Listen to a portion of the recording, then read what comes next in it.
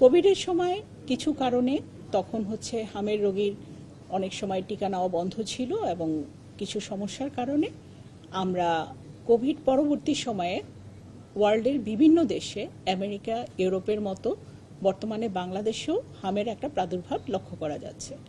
হামের রোগী আমাদের এখন অনেক বেশি বেড়ে গিয়েছে এবং জনসচেতনতা তৈরি এবং সঠিকভাবে আমরা যদি রোগীকে আইসোলেশনটা মেনটেন করতে পারি তাহলে এই প্রাদুর্ভাবটা কমে যাবে।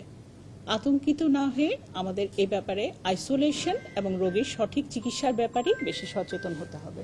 আমাদের এখন পর্যন্ত 16ই মার্চ আমাদের এই হাসপাতালকে হামের রোগীর জন্য বিশেষায়িত করা হয়। স্বাস্থ্য মন্ত্রণালয়ের নির্দেশক্রমে আমরা কাজ করছি এবং 16ই মার্চের পরবর্তী থেকে প্রতিদিনই আমাদের আউটডোরে 400 থেকে 500 হামের রোগী চিকিৎসার জন্য আসছে। এ পর্যন্ত আমরা 550 জন রোগীর মতো ইনডোরে রেখে আমরা চিকিৎসা দিয়েছি এবং আজকের দিনে আমাদের এখানে 300-র বেশি রোগী ভর্তি আছে। আমাদের লোকবল আছে।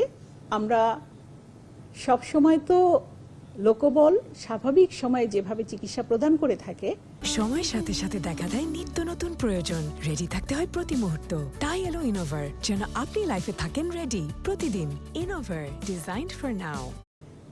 একটা প্যান্ডেমিকের সময় আমরা সবাই মেন্টালি রেডি থাকি ওভার ডিউটি করার জন্য, কারণ এটা আমার দেশ, আমার রোগী। আমাদের সবাইকে যত বেশি পরিশ্রম করেই হোক এই সিচুয়েশন থেকে সবাইকে সেভ করতে হবে। সে কারণে আমাদের বর্তমান যে লোকবল আছে আমরা সবাই হাইয়েস্ট ডেডিকেটেড ওয়েতে 100% রোগী দেওয়ার চিকিৎসা করছি। এখন পর্যন্ত আমাদের যে পেশেন্ট ফ্লো আছে সেটাতে আমরা লোকবল দিয়ে ম্যানেজ করতে পারছি, আমাদের কোনো ক্রাইসিস নেই। তারপরেও আমি বলবো যে আমাদের স্বাস্থ্যমন্ত্রী এবং স্বাস্থ্য মন্ত্রণালয়ে আরও যারা দায়িত্বপ্রাপ্ত আছেন, সরকারের পক্ষ থেকে আমরা 100% সহযোগিতা পাচ্ছি এবং আমাদের যত রোগী হোক ওনারা প্রয়োজন বোধে ম্যান পাওয়ার যদি আরও বাড়াতে হয় বাড়িয়ে দিবেন এবং আমরা সব রোগীরই চিকিৎসা করতে সক্ষম। হামের প্রাদুর্ভাব আসলে এটা হাম এবং ইনফ্লুয়েঞ্জা, এটার প্রাদুর্ভাব সারা বিশ্বজুড়েই ঘুরে ঘুরে কয়েক বছর পরে বেড়ে যায়। আমরা সেই স্বাভাবিকভাবেই আমরা রোগীগুলাকে চিকিৎসা দিয়ে আমরা সুস্থ করে তুলি এবং আমরা পরিবেশটাকে ভালো রাখি। এইটা প্রাদুর্ভাব বাংলাদেশে, আমেরিকা, ইউরোপে, পৃথিবীর সব বিশ্বেই কয়েক বছর পর পর হামের প্রাদুর্ভাব আসে এবং এই ব্যাপারে আমরা সবাই রেডি থাকি এবং যথাযথভাবে চিকিৎসা দেই। এটা নিয়ে আমাদের জন্য কোনো সমস্যা হবে না। আর কালকে থেকে যে ভ্যাকসিন প্রোগ্রামটা শুরু হচ্ছে এটার ব্যাপারে আমাদের অথরিটির সাথে মিটিং চলছে, আমাদের দিক নির্দেশনা আসতেছে।